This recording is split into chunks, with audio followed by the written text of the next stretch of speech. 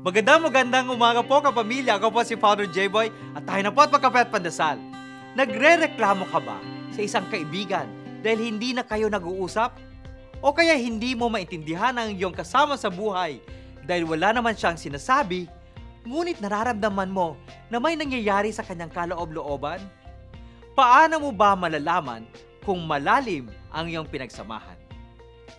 Isa sa madalas na larawan ng malalim na samahan tulad ng pagkakaibigan o magkakaroon ng asawa, ang tinatawag nating face-to-face intimacy. Dahil sa kwentuhan, tawanan, biruan, alaskahan, iyakan at usapan, ang malalim na pagkakaibigan ay laging magkaharap o face-to-face.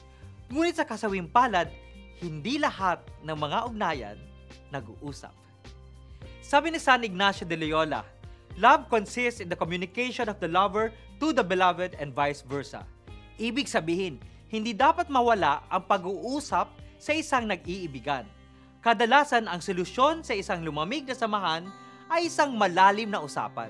Mga kapamilya, ipagdasal nating hindi maputol sa magkakaibigan ang anumang linya ng pag-uusap. Magandang umaga po.